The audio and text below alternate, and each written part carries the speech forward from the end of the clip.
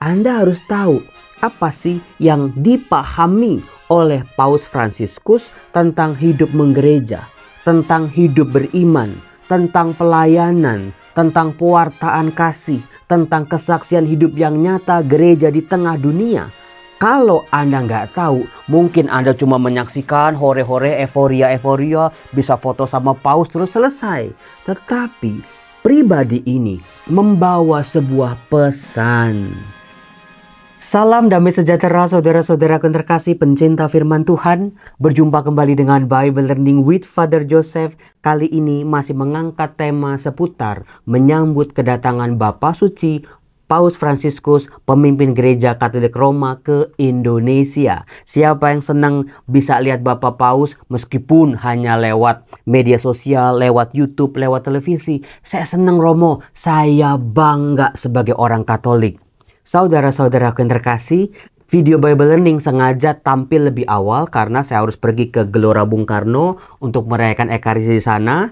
Saya sudah punya nih kartu masuknya ini. Saya nanti ada di bagian RO, di bagian konselebran. Kalau nanti Anda ketemu sama saya, coba tolong disapa, lambaikan tangan Anda. Kali aja saya bisa lihat Anda. Saudara-saudaraku yang terkasih, saya percaya bahwa kunjungan Bapak Paus kali ini bukan kunjungan biasa. Bukan kunjungan antara pemimpin negara berjumpa dengan pemimpin negara yang lain. Karena kita semua tahu Bapak Paus mengadakan kunjungan ke beberapa negara. Beliau bilang inilah kunjungan perjalanannya yang paling panjang dan paling lama. Maka saya mengajak Anda doain dari rumah kita masing-masing. Semoga Bapak Paus tetap sehat dan prima untuk berjumpa dengan umatnya. Saudara-saudaraku yang terkasih, saya percaya kok kunjungan kali ini bukan kunjungan biasa, tapi harus dilihat dari bagaimana gerak Roh Kudus bekerja dalam diri Bapak Paus Fransiskus, dalam diri jajaran-jajarannya di Vatikan, lalu juga pemimpin gereja di Indonesia dan juga para pemimpin orang-orang berpengaruh, sehingga kerinduan umat Katolik di Indonesia bisa berjumpa dengan Bapak Paus bisa terlaksana. Anda pasti sudah menyaksikan di YouTube, di Instagram, di TikTok, di televisi-televisi bagaimana kegiatan rangkaian yang dilakukan oleh beliau. Beliau mengadakan perjumpaan dengan anak-anak muda. Beliau mengadakan ekaristi di katedral. Beliau mengunjungi beberapa tempat, bahkan istana negara.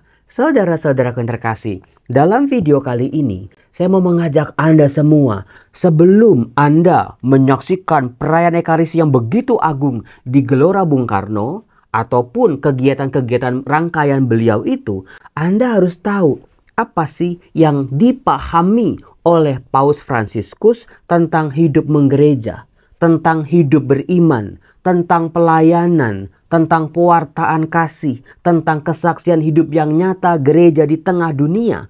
Kalau Anda nggak tahu, mungkin Anda cuma menyaksikan hore-hore, euforia, bisa foto sama Paus terus selesai.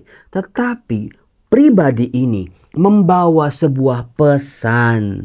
Saudara-saudara yang terkasih, itulah yang mau saya perkenalkan kepada saudara. Pesan apa yang mau disampaikan, yang dibawa oleh Paus Fransiskus buat kita.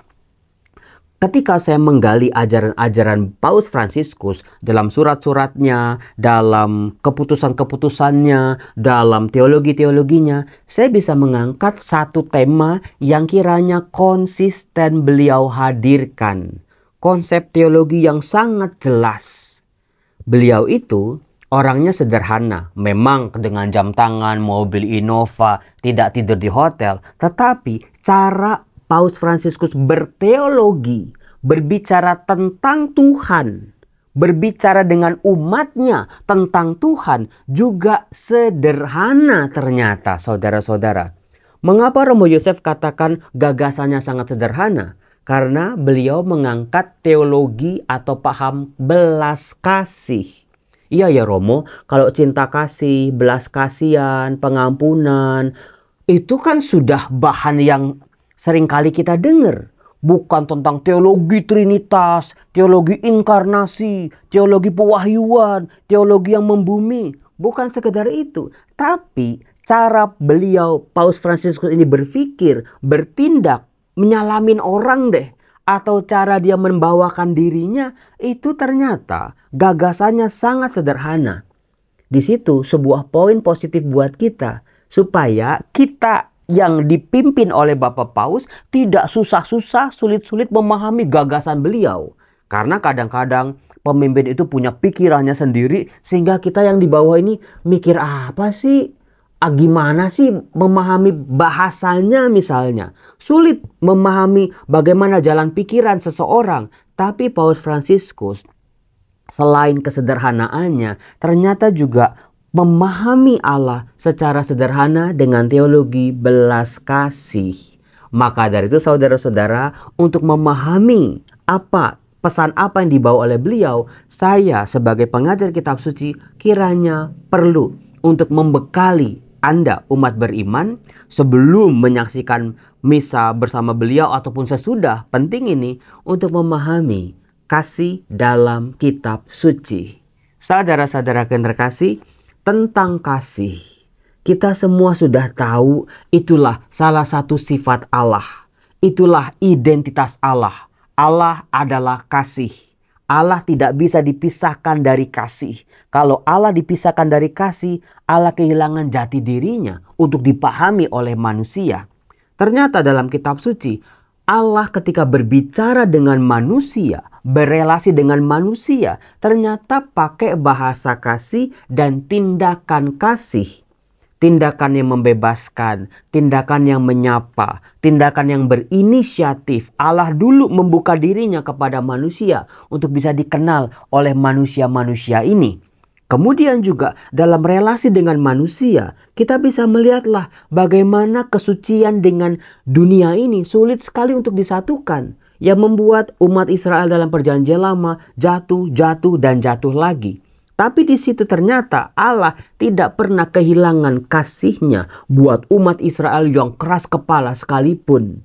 Allah selalu mengasihi, Allah selalu mengampuni, Allah selalu bertindak dalam kasih. Bahkan pembuangan di Babel itu pun harus dilihat dalam konteks kasih. Termasuk sampai Allah mengutus putranya Yesus Kristus ke tengah dunia. Itu pun hanya bisa dipahami oleh kasih. Demikian juga bagaimana Tuhan Yesus mewartakan, menghadirkan wajah Allah di tengah dunia dengan bahasa kasih juga, bukan? Nah, kasih yang sama juga menjadi alat buat kita memahami bagaimana penderitaan, sengsara, salib Kristus, wafat dan juga kebangkitannya. Kasih ini juga yang menemani gereja 2000 tahun mengarungi bahtera yang tidak mudah. Banyak gelombang, banyak angin tavan. Kadang-kadang layarnya sobek-sobek mungkin kalau bisa disimbolkan. Tapi ternyata kasih inilah yang pada akhirnya menjadi pemenangnya. Saudara-saudara, dalam kisah penciptaan, Kejadian bab 1, Kejadian bab 2, Allah bisa menciptakan alam semesta termasuk dunia dan manusia. Itu kan didorong dengan tindakan kasihnya juga. Nah, nanti di akhir itu juga harus dipahami dengan kasih. Kasih pada akhirnya memenangkan segala hal. Nah, saudara-saudara, saya akan mengangkat beberapa teks yang bisa membantu Anda memahami gagasan Paus Fransiskus. Misalnya dari 1 Korintus bab 12 ayat 4-5. Sebuah ayat yang seringkali dikutip dalam sakramen pernikahan, yaitu tentang kasih. Dikatakan di 1 Korintus bab 12 ayat 4-5. Anda bisa catat itu. Dikatakan di sana, kasih itu sabar. Kasih itu murah hati. Ia tidak cemburu. Ia tidak memegahkan diri dan tidak sombong. Ia tidak melakukan yang tidak sopan dan tidak mencari keuntungan diri sendiri. Ia tidak pemarah, tidak menyimpan kesalahan orang lain. Pantesan Romo, gagasan Paus Fransiskus kadang-kadang memang sulit untuk dipahami. Kok bisa sih orang berdosa diampuni? Kok bisa sih orang yang begini diberi kesempatan lagi? Kok bisa sih para pendosa diterima kembali dalam rangkuran gereja? Kasih. Kasih dan kasih jawabannya saudara-saudara. Bagaimana kasih yang diajarkan dalam 1 Korintus ini? Harus sabar, tidak pemarah, kasih itu murah hati, tidak menyimpan kesalahan orang lain, kasih itu tidak mencari keuntungan diri sendiri. Itulah ternyata yang sangat menginspirasi kebijakan-kebijakan keputusan Paus Fransiskus. Lagi-lagi saudara, seperti bagaimana Tuhan Yesus bisa melakukan banyak hal, berkorban secara luar biasa, berkorban nyawanya. Harus dilihat dari kacamata kasih, demikian juga di bawah kepemimpinan Paus Fransiskus. Teologi kasih, teologi belas kasihan, yang sukanya mengampuni. Gereja dipandang oleh Bapak Paus seperti rumah sakit di medan perang. Gereja harus mengobati, gereja harus menjadi oase, gereja harus menjadi teladan buat dunia. Ah kan, baru ngerti kan? Iya ya Romo, sekarang ngerti Romo. Mudah-mudahan sekarang saya bisa lebih memahami gagasan Paus Fransiskus, yaitu tentang kasih. Nah saudara-saudara, ayat lain yang kiranya juga bisa membantu kita memahami gagasan Paus Fransiskus itu ada di 1 Yohanes bab 4 ayat 19, di mana dikatakan begini. Kita mengasihi karena Allah lebih dulu mengasihi kita. Itulah yang menjadi inspirasi juga buat Paus Fransiskus mengapa dengan mudahnya memberi pengampunan, kenapa merangkul para pendosa, kenapa gereja harus repot-repot melakukan segala macam pembelaan kepada orang miskin, orang marginal, orang yang berkebutuhan khusus.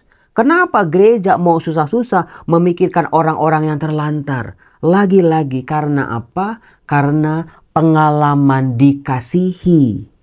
Pengalaman dikasih dirasakan oleh Paus Fransiskus secara luar biasa dalam relasinya dalam keluarga, relasi pribadinya dengan orang-orang yang dia layani. Itulah yang mengubah Paus Fransiskus sampai hari ini, yaitu pengalaman dikasihi. Itulah yang mendorong beliau untuk saat ini mengasihi. Mudah-mudahan saudara-saudara sadarilah dalam diri kita ini begitu dikasihi oleh Allah. Tidak ada alasan buat kita untuk tidak mengasihi sebetulnya. Jangan sampai masalah, problem, hutang piutang membuat kita berhenti. Luka-luka kepahitan kita membuat kita kapok untuk menjadi pelaku-pelaku kasih. Ingatlah saudara-saudara 1 Yohanes bab 4 ayat 19. Kita mengasihi karena Allah lebih dulu mengasihi kita. Itulah pengalaman dasar dari Paus Fransiskus. Beliau betul-betul diangkat, diampuni, diberi kesempatan demi kesempatan, rahmat demi rahmat. Sekarang di posisinya seperti ini, apa yang harus dilakukan selain mengasihi semua orang tanpa kecuali? Itulah yang membuat, pantesan Romo, sekarang ngerti Romo, mengapa banyak tindakan Paus Fransiskus yang mengagumkan. Kembali kepada kasih, yang kedua, dikasihi oleh Allah lebih dulu. Nah saudara-saudara, ada teks yang ketiga yang juga menginspirasi Paus Fransiskus, yaitu Roma bab 12 ayat 9. Di mana dikatakan seperti ini. Hendaklah kasih itu jangan pura-pura. Jauhilah yang jahat, lakukanlah yang baik. Nah ini dia. Paus Fransiskus di mana-mana berbicara secara konsisten tentang teologi belas kasih. Kasih itu harus murni, kasih itu harus sejati, bukan pura-pura, bukan karena ada maunya, bukan bermain topeng. Tetapi betul-betul sebelum kita melakukan kasih, lakukan dulu yang baik, jauhilah yang jahat. Karena kebaikan selalu nempel dengan kasih. Di mana ada kebaikan, di situ kasih bisa dirasakan. Di mana ada kebaikan, di situ kasih bisa diwartakan. Tapi kalau tindakan kita jahat, pikiran kita jahat, hati kita jahat, kasihnya tertutup, kasihnya tertimbun dalam-dalam, bahkan bisa hilang musnah dalam diri kita. Maka dari itu saudara-saudaraku, kasih jangan pura-pura. Ayo, selama ini siapa yang seringkali bersikap munafik? Yang seringkali hanya mencari keuntungan, seringkali ada udang di balik batu. Di sini kita bisa belajar dari kasih yang sejati, yang tidak pura-pura. Nah, kemudian teks yang keempat yang bisa saya tawarkan kepada Anda adalah ada di 1 Yohanes bab 4 ayat 16. 1 Yohanes bab 4 ayat 16 di mana dikatakan begini.